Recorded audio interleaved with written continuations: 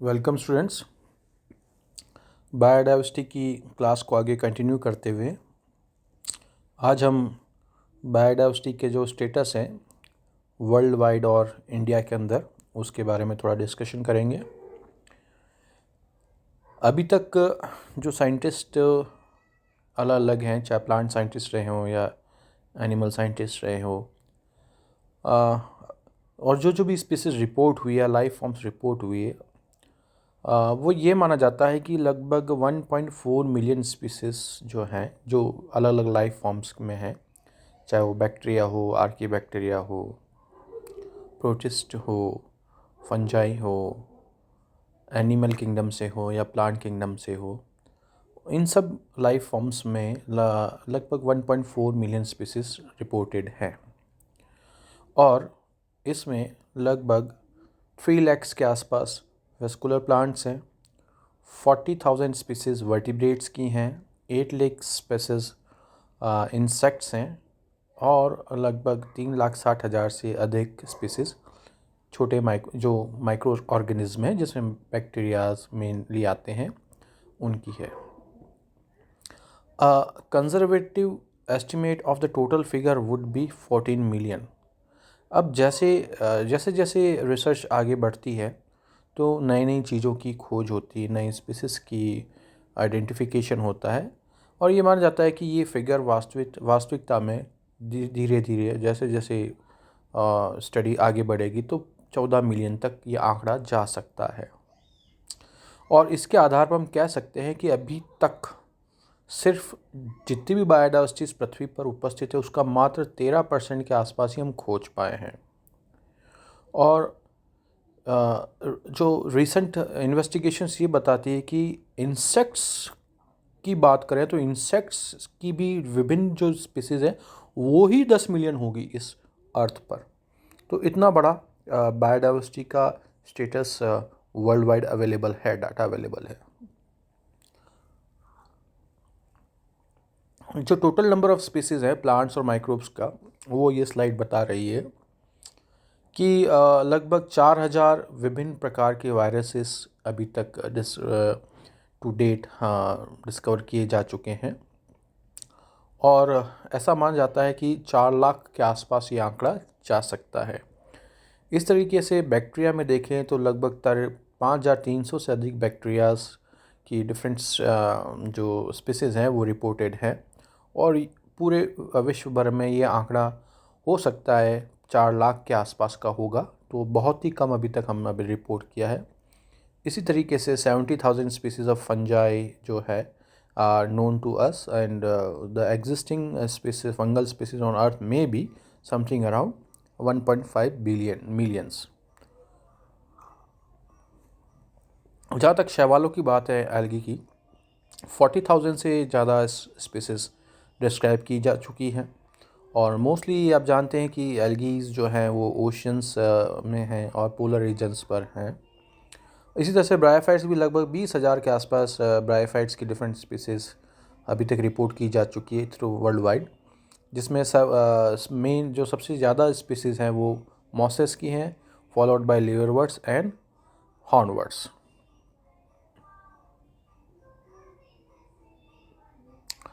जहाँ तक टेरिडोफाइट्स की है, ये लगभग 15,000 स्पीसीज़ सो फार रिपोर्टेड है टेरिडोफाइट्स की वर्ल्ड वाइड, जबकि 750 स्पीसीज़ ऑफ जिम्नोस्पर्म अभी तक रिपोर्ट की जा चुकी है।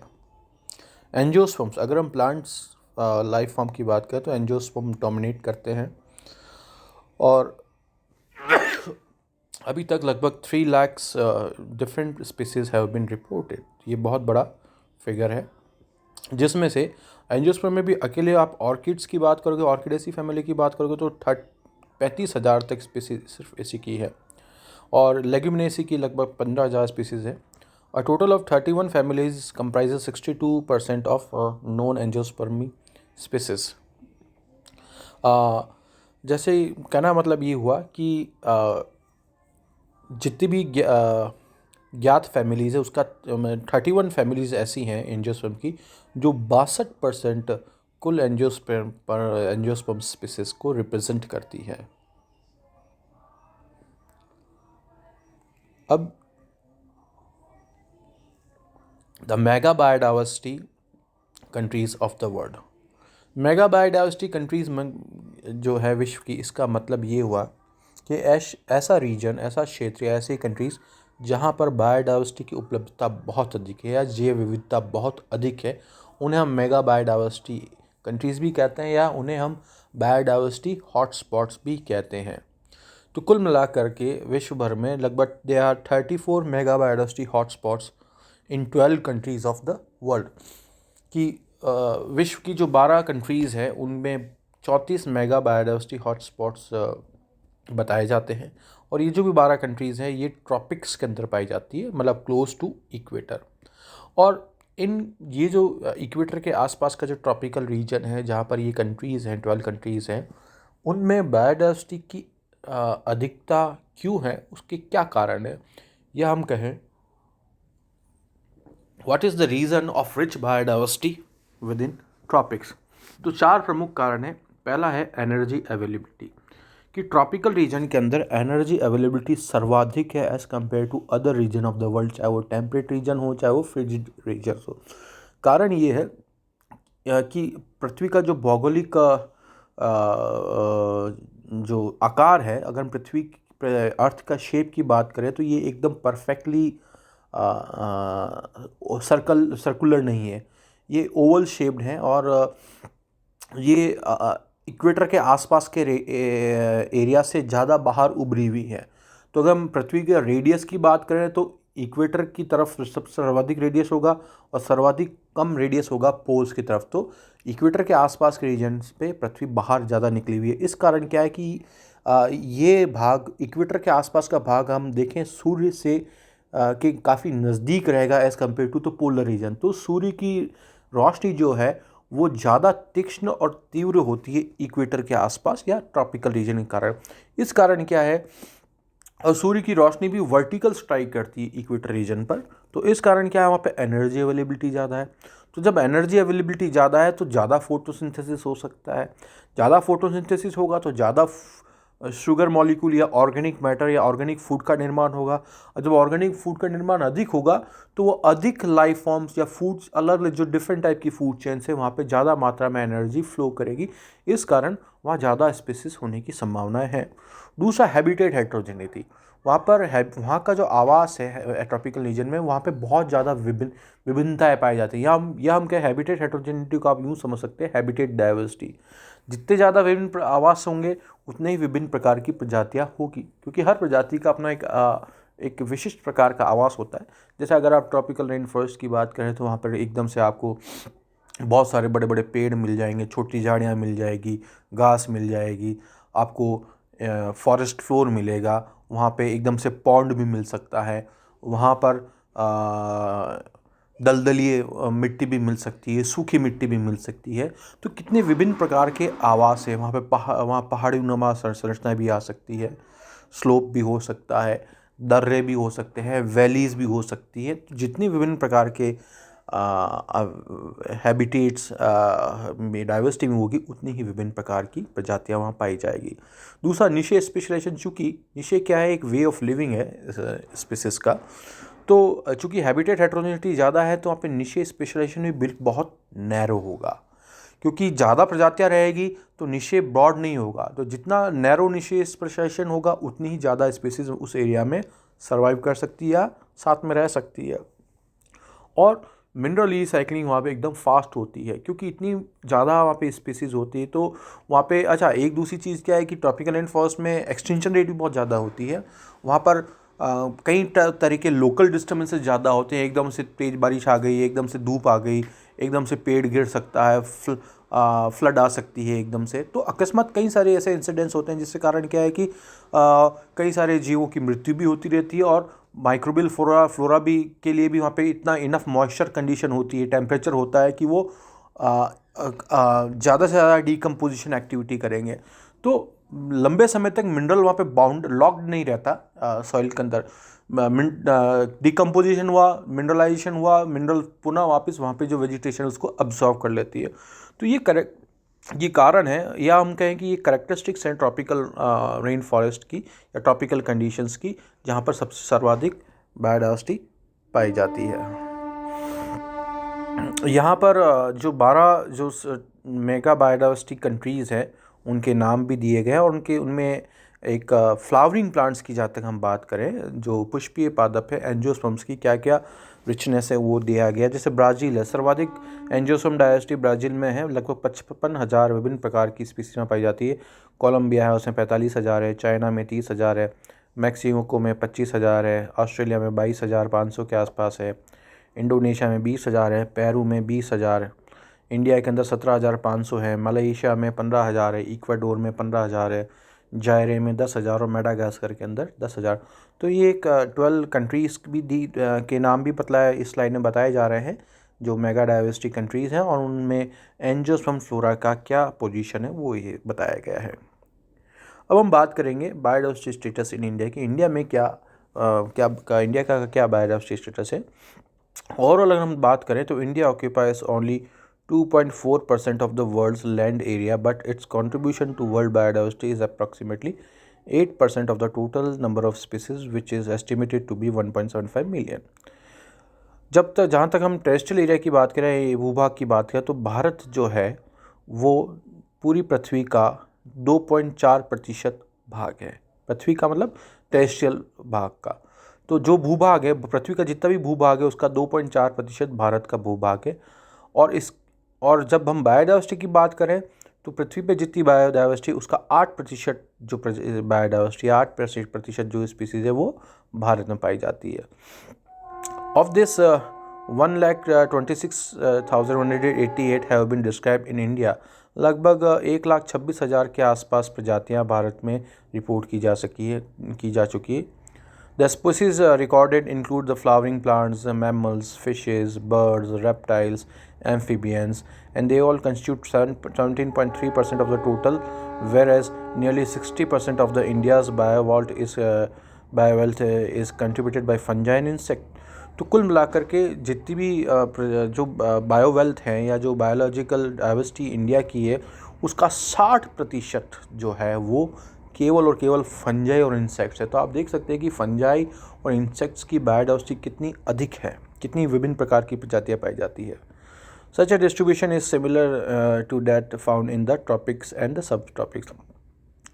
India ranks 10th in the world and 4th in Asia in plant diversity, and ranks 10th in the number of endemic species of higher vertebrates in the world. अगर हम plants की बात करें, प्लांट डाइवर्सिटी की बात करें, तो भारत का पूरे विश्व में 10वां स्थान आता है, जबकि एशिया में 4था स्थान आता है। और जब हम endemic species of higher vertebrates की बात करें तो उसमें भी भारत का विश्व में 10वां स्थान आता है। ये एक एनिमल डाइवर्सिटी का कंपैरिजन है भारत और विश्व के मध्य कि जैसे मैमल्स की पूरे विश्व भर में 4,629 प्रजातियां हैं।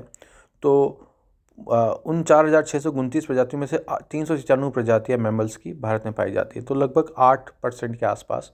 बर्ड्स की जो 8,400 प्रजातियां हैं तो उसकी भारत में 458 प्रजातियां हैं। रेप्टाइल्स की अगर आप बात करें तो 5,800 के आसपास पूरे विश्व भर में है, तो उसमें से 460 के आसपास भारत में पाई जाती है। और एम्फीबियंस जो लगभग 5,000 के आसपास है तो भारत में 248 के आसपास पाई जाती हैं। फ़िशेस की जहाँ तक बात करें तो विश्व भर में 30,400 विभिन्न प्रकार की फ़िशेज़ हैं, तो भारत में इसका रिप्रेजेंटेशन लगभग 5,700 के आसपास है। इंसेक्ट्स की आप देखें तो बहुत ज़्यादा पॉपुलेशन 8,67,000 के आसपास पूरे विश्व भर में है, तो भारत के अंदर ये है 61,159। और मॉलस्क वगैरह जो है वो अगर 66,000 है तो यहाँ पर भारत में 5,000 के आसपास है। इस तरह से प्लांट बायोडाइवर्सिटी की भी कंपेरेटिव एनालिसिस है। तो वायरसेस में 850 के आसपास है, एल्गी में 7,000 के आसपास है भारतवर्ष में। फंजाई आप देखेंगे तो लगभग 14,500 स्पीसीज़ भारत में पाई जाती है।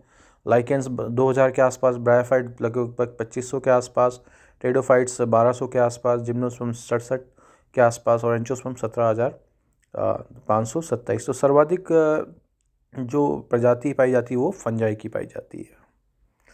अब भारत की अगर हम बात करें तो भारत में बायोडाइवर्सिटी हॉटस्पॉट्स कहाँ पाए जाते हैं, तो आप इस चित्र में देख सकते हैं जो ब्लैक कलर के 2 स्पॉट्स हैं।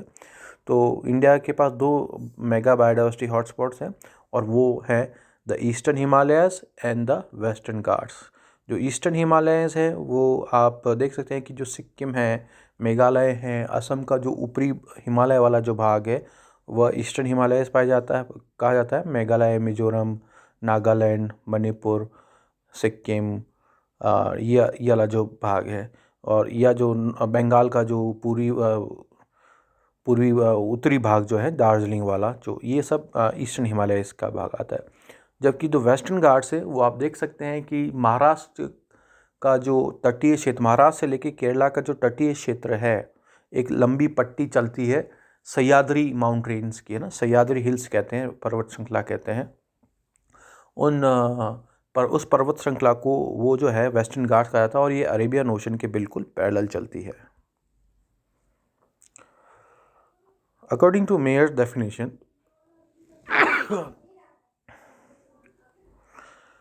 the hotspot has to contain at least 0.5% of world's 3 lakh plant species as world's population. 3 lakhs plant species as endemic. Plants are important because vegetation is what determines the primary productivity of ecosystem. Most but not all of the hotspots are in tropical areas. Many are in developing countries where population relies on species-rich ecosystem for food, firewood, cropland. In Madagascar, for example, about 85% of the plants and animals are found nowhere else in the world. अगर आप Madagascar की बात करो तो 85% वहाँ की जो ऐसी प्रजातियाँ जो एंडेमिक है, एंडेमिक मतलब एक विशिष्ट स्थान पे ही पाए जाने वाली, वो सर्वव्यापी नहीं है। हम अगर हमारे दो हॉटस्पॉट की बात करें तो जैसे ईस्टर्न हिमालयज़ है, इसमें जो मुख्य भाग है वो नेपाल, भूटान और उसके नेबरिंग स्टेट्स हैं, और इंडिया के जो ईस्ट और नॉर्थ ईस्ट स्टेट्स हैं वो इसका मुख्य भाग है। लगभग इसमें ईस्टर्न हिमालय में 9,000 प्लांट स्पीसीज़ है, जिसमें 3500 के आसपास, 39% एंडेमिक है। In India sector of areas there occurs some 5,800 plant species, रफली 2,000 of them endemic. At least 55 flowering plants endemic to this area are recognized as rare. For example pitcher plant, लगभग 55 flowering plant तो ऐसे जो बहुत ही ज़्यादा rare है और endemic है यहाँ पर। जैसे उदाहरण के रूप में जो पिक्चर प्लांट है निपेंथिस खैसियाना, और इसी प्रकार से कई सारी मोनोकॉट्स की स्पीसीज़ हैं, ऑर्किड्स हैं, जिंजिबरेसी के हैं, एरेकेसी के मेंबर्स यहाँ पर पाए जाते हैं। चाय यहाँ पर बहुत ही कॉमन है, टी, जो कि पूर्वी ईस्ट नॉर्थ ईस्ट हिमालय का सर में बहुत ही, आप दार्जिलिंग के जो टी गार्डन्स हैं वेरी वेल नोन है। इस तरह से टेक्सस जो प्लांट है वो भी यहाँ पर पाया जाता है, जिससे टेक्सोल एक टेक्सोल ड्रग बनाई जाती है, जो कि कैंसर पेशेंट्स को दी जाती है। इसके अलावा भी यहाँ पर कई सारे एनिमल्स के एनिमल्स यहाँ पर अवेलेबल, गोल्डन लंगूर है भूटान रीजन के आसपास, फ्लाइंग स्क्विरल्स है अरुणाचल प्रदेश में। तो एवियन डाइवर्सिटी भी बहुत ज़्यादा है, 60% के आसपास यहाँ avian diversity. 35 endemic reptilian species यहाँ पर है, 204 इंडियन एम्फीबियंस हैं, और 68 स्पीसीज़ जो इंडियन एम्फीबियंस की यहाँ से रिपोर्ट की जा चुकी है, ऑफ विच 20 आर एंडेमिक। यहाँ पे नमदफा एक national park, new genus of mammal, new sub species of bird, 6 new species of amphibia, 4 new species of fishes, at least 15 new species of beetles and 6 new species have been discovered from this region. You can see this is the picture of eastern Himalaya. You can see the dense vegetation here. Now the next one is the next hotspot is Western Ghat. The Western Ghats is considered as the one of the most important biogeographic zones of India, as it is one of the richest center of endemism. यहाँ पे बहुत ज़्यादा endemic species भी हैं. Due to varied topography and microclimatic regimes, some areas within the region are considered to be active zones of speciation. तो यहाँ पर चूँकि बहुत ज़्यादा एंडेमिज्म है और बहुत ज़्यादा माइक्रोक्लाइमेटिक कंडीशंस भी हैं, तो ये एक स्पेशिएशन या इवोल्यूशन के लिए भी बहुत ही अच्छा हॉटस्पॉट है। यहाँ पे भी कई सारे एंडेमिक प्लांट स्पीसीज या डाइकॉट्स के लगभग 1500 के आसपास हैं यहाँ पे, और 245 स्पीसीज ऑर्किड्स की हैं यहाँ पर, और of which 112 species in 10 genera endemic to this region. Faunal diversity भी काफ़ी ज़्यादा, 315 स्पीसीज ऑफ वर्टिब्रेट्स यहाँ पर है, और लगभग 22 जेनरा यहाँ पर एंडेमिक है, जिसमें लगभग 12 स्पीसीज मैमल्स की है, 13 स्पीसीज बर्ड्स की, 89 स्पीसीज रेप्टाइल्स की, और 87 species of amphibians and 104 species of fishes. The extent of endemism is high in amphibians and reptiles. ज़्यादा endemic species amphibians और reptiles को belong करती है. There are something around 117 species of amphibians in this region, of which 89 species are endemic. Of the 165 species of reptiles found in Western Ghats, 88 species are endemic. Many of the endemics and other species are listed as threatened. Nearly 235 species of endemic flowering plants are considered endangered, जिसमें rare जो fauna है, it include lion-tailed macaque, Nilgiri langur, Nilgiri teher, flying squirrel and Malabar grey hornbill. You can see a picture of the Western Ghats. You can see these Sayadi ranges and many of the waterfalls across the road. This is the Silent Valley, which is found in Kerala. It is also a very famous point of very rich point of endemism, and it is popular among many researchers and scholars. This is another view of Silent Valley of Kerala. Erosion भी काफ़ी हुआ है biodiversity का, और IUCN एक संस्था है जो थ्रेटन्ड स्पीसीज जो बायोडाइवर्सिटी को जो लॉस हो रहा है, बायोडाइवर्सिटी को के लिए जो ख़तरा है, तो वो एनलिस्ट करती है अलग अलग प्रजातियों को, उसको अलग अलग कैटेगरीज दे रखी है. रेयर स्पीसीज़ है या वल्नरेबल स्पीसीज़ है या एंडेंजर्ड स्पीसीज़ है, सबका एक कैटेगराइजेशन है. और ये आप देख सकते हैं, ये एक रेड डाटा बुक मेंटेन करती है, जिस रेड लिस्ट होती है जिसमें थ्रेटन्ड स्पीसीज़ का कैटेगराइजेशन किया जाता है. इस स्लाइड के अंदर बताया गया अलग अलग कैटेगराइजेशन है, क्या वो नियरली क्या वल्नरेबल है या वो एंडेंजर्ड है या क्रिटिकली एंडेंजर्ड स्पीसीज़ है, और ये जो क्राइटेरियाज है उसके क्या आधार हैं, ये आधार भी इसके अंदर इस स्लाइड में बताए गए हैं.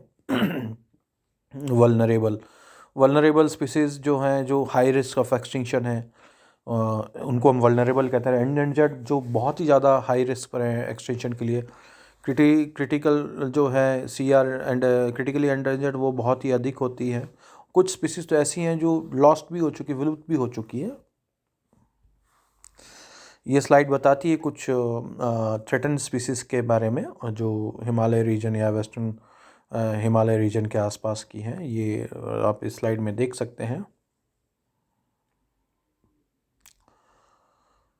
ये कुछ और थ्रेटन्ड स्पीसीज़ का है, उनके क्या हैबिटेट्स है और उनका क्या इकोलॉजिकल स्टेटस है, क्या वो एंडेंजर्ड है या क्रिटिकली एंडेंजर्ड है या रेयर स्पीसीज़ हैं, वो सब चीज़ के बारे में बताती है.